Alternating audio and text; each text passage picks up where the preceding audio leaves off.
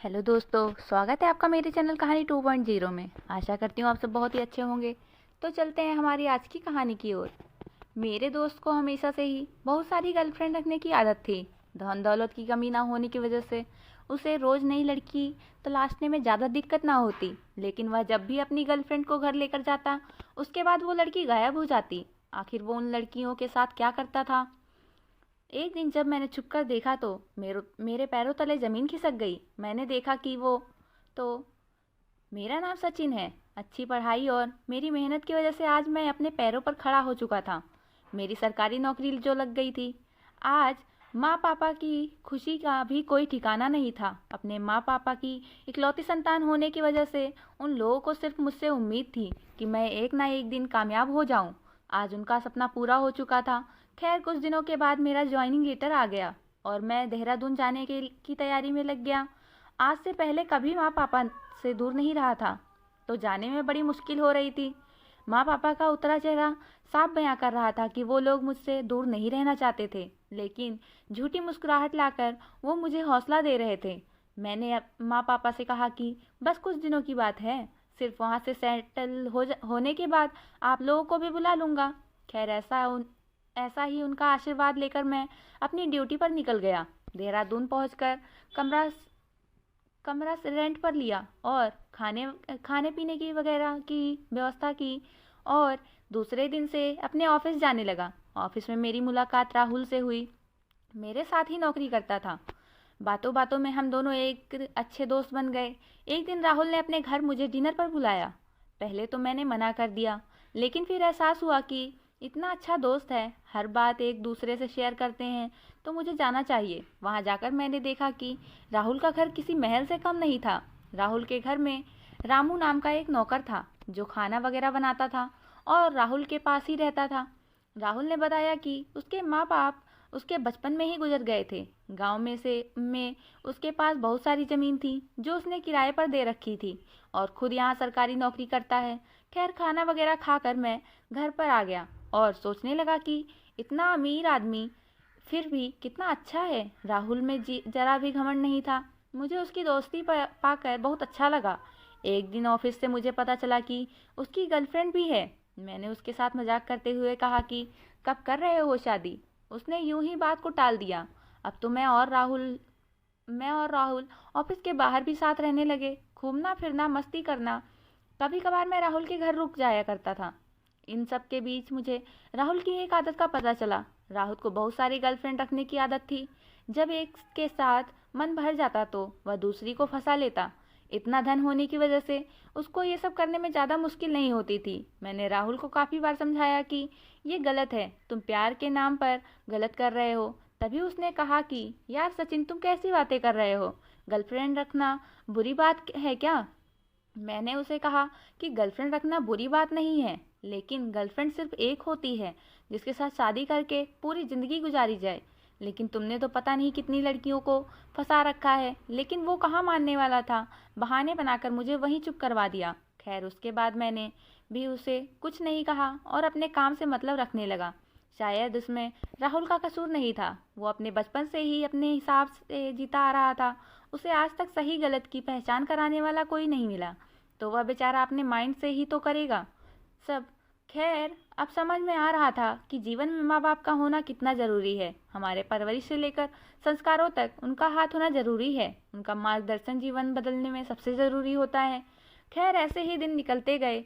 एक दिन राहुल का मेरे पास फ़ोन आता है और वह कहता है कि मेरी गर्लफ्रेंड मेरे घर पर आना चाहती है, इसीलिए उसकी मदद कर दे।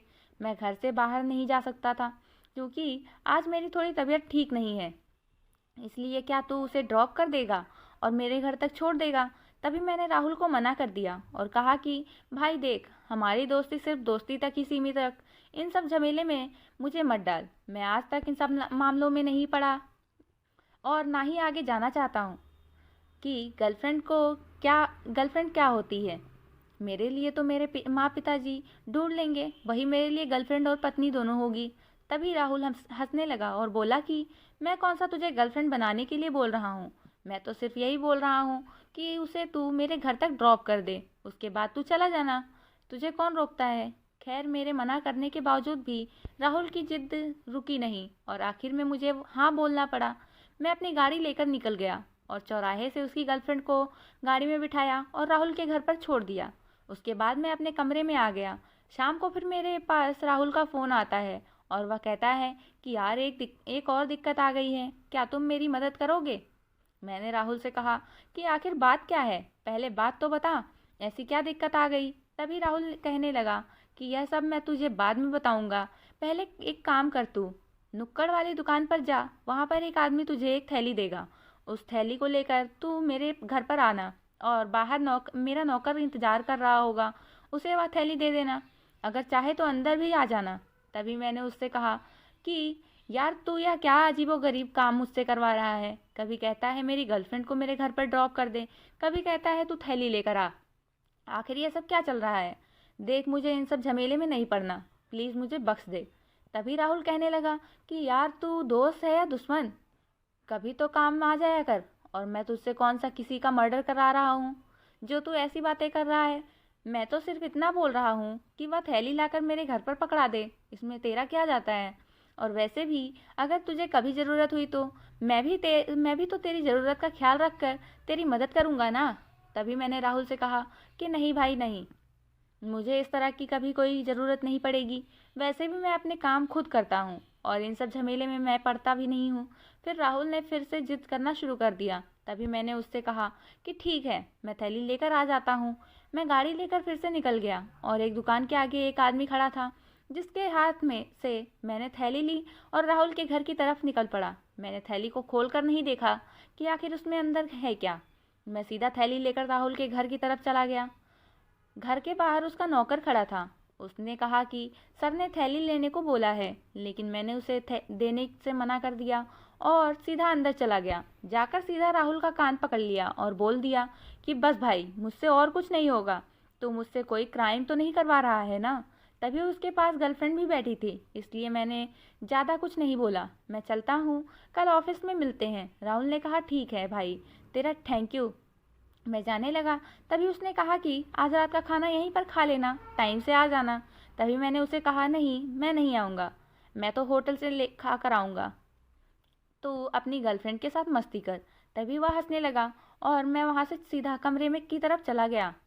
लेकिन मेरे मन में सिर्फ यही चल रहा था कि आखिर उस थैली में क्या होगा और राहुल ने ऐसा क्यों किया होगा कि थैली मुझसे ही मंगवाए। वह आदमी भी तो उसे लेकर आ सकता था। खैर मैंने अपनी सोच को विराम दिया और सोचा कि उसका मसला क्यों, मुझे क्या, मेरे को तो सिर्फ थैली पकड़ानी थी जो मैंने पकड़ा दी। खैर दूसरे दिन ऑफिस चला गया। वहाँ पर राहुल आ गया। आज राहुल सदा की तरह खिला खिला नहीं था, उसके चेहरे पर सिकन थी, बार बार उसके माथे पर पसीना आ रहा था। मैंने उससे पूछा कि क्या हुआ भाई, तेरे चेहरे पर 12 क्यों बजे हैं? तू तो कभी इस तरह से नहीं रहता, हमेशा खिला खिला रहता है। क्या तुम्हारी गर्लफ्रेंड तुम्हें छोड़कर भाग गई है? तभी राहुल ने मेरा हाथ पकड़ा और बोला कि यार ऐसी बात नहीं है, क्यों मजाक बना रहे हो? तभी मैंने उससे कहा कि नहीं भाई, मैं तो मजाक कर रहा हूँ, माफ़ करना, बता क्या प्रॉब्लम है? तभी राहुल बोला कि यहाँ पर तो नहीं बोल सकता हूँ, लेकिन थोड़ी देर में जब खाना खाने का टाइम होगा तभी मैं तुझे बताऊँगा कि पूरी बात क्या है। मैंने कहा ठीक है। फिर हम दोनों काम में लग गए, लेकिन राहुल के चेहरे पर वही मायूसी छाई रही। उसके चेहरे पर एक बार के लिए भी मुस्कान नहीं आई थी। खैर खाना खाने का टाइम हो गया। मैंने राहुल से पूछा कि हाँ अब बता क्या हुआ? इतना हंसने वाला और मजाकिया स्वभाव का इंसान आज इतने उखड़े हुए चेहरे के साथ क्यों है? तभी राहुल बोला कि क्या बताऊँ यार, जिस गर्लफ्रेंड को तुम कल घर पर छोड़ने आया था वह प्रेग्नेंट हो गई थी। अब तो मेरे पैरों तले ज़मीन खिसक गई। फिर मैंने राहुल के कंधों पर हाथ रखा और बोला देख भाई, अब कोई ऐसा काम मत करना। काफ़ी टाइम तूने अलग अलग गर्लफ्रेंड बनाई, कोई बात नहीं, लेकिन अभी तू उस गर्लफ्रेंड के साथ अपने नए जीवन की शुरुआत कर। तुम दोनों माँ पापा बनने वाले हो तो तुम उसके साथ शादी कर लो, कोई गलत काम मत करना मेरे भाई। तभी राहुल ने कहा कि नहीं यार, कल जो तूने थैली पकड़ाई थी उसमें बच्चा गिराने वाली ही दवा थी और मैंने उसे दे दी। अब बस उसकी थोड़ी तबीयत ख़राब है, क्योंकि यह दवाई लेते हैं तो एक बार के लिए थोड़ी दिक्कत हो जाती है, इसीलिए मेरे को थोड़ी फिक्र हो रही थी कि कुछ हो ना जाए। अब तो मेरे रोंगटे खड़े हो गए। मेरे समझ में नहीं आ रहा था कि मुझसे इतना बड़ा पाप कैसे हो गया। मैंने एक बच्चा मारने वाली दवाई लाकर राहुल को थमा दी और एक मासूम बच्चे की जान ले ली जिसने अभी दुनिया में कदम भी नहीं रखा था। यह मुझसे क्या हो गया? मुझसे खाना नहीं खाया गया और मैं वहीं पर राहुल का हाथ छोड़कर, खाने का डिब्बा छोड़कर चल निकला और मेरे ऑफिस के पास में ही गार्डन था, उसमें जाकर बैठ गया। अब तो मेरी आंखों से आंसू बह रहे थे। बार बार मैं खुद को कोस रहा था कि आखिर मुझसे यह क्या गलती हो गई। मैं बिना जाने पहचाने, बिना उस थैली को देखे कैसे ऐसा कर सकता हूँ? आखिर वो थैली मैंने ही तो ले जाकर दी थी।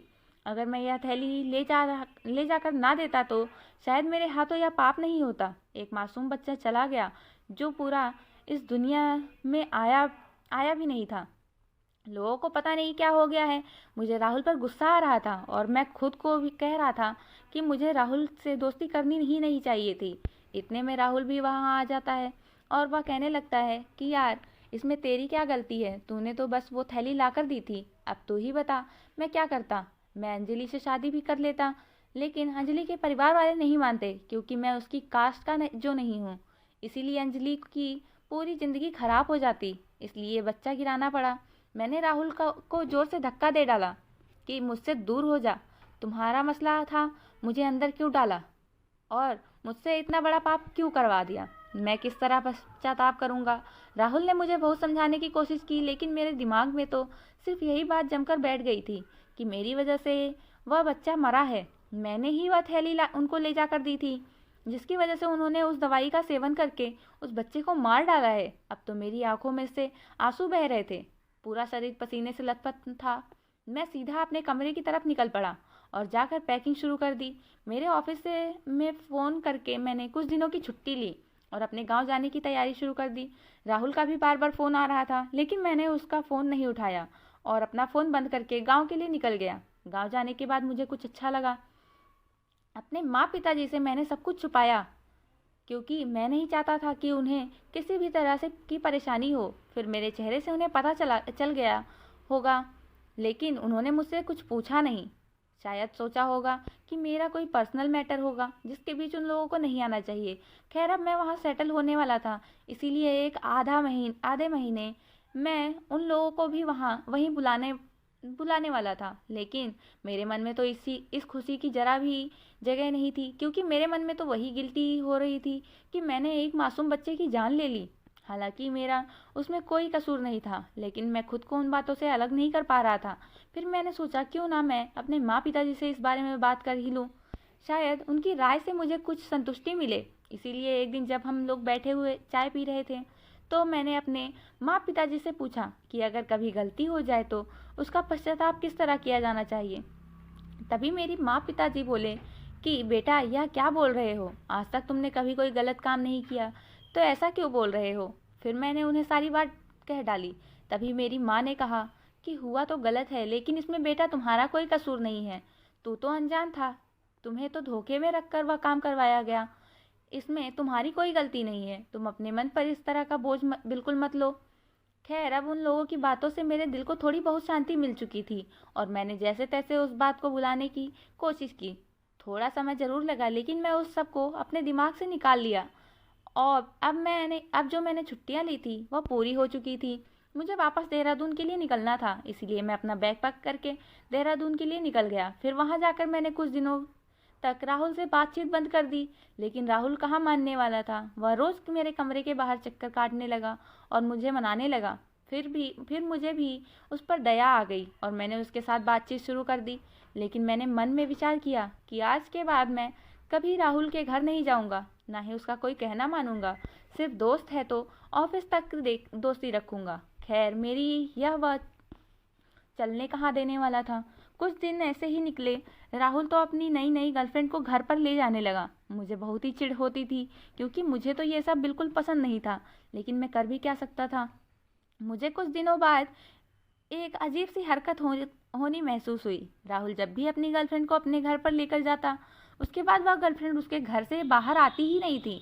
आखिर राहुल उसे कहाँ गायब कर देता था?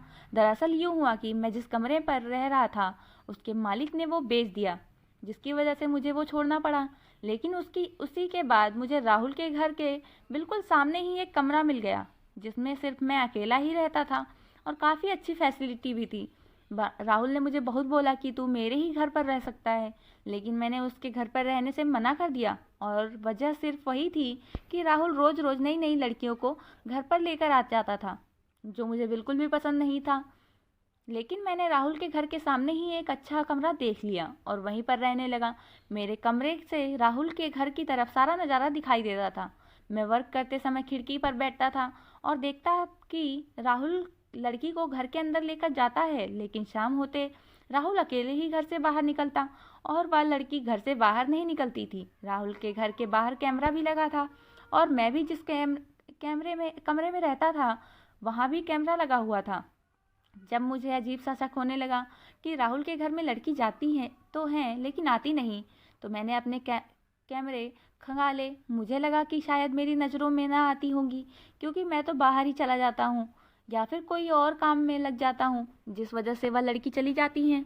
लेकिन पूरा कैमरा तलाश करने के बाद हर रोज़ वही होता कि लड़की आती तो सही लेकिन जाती नहीं।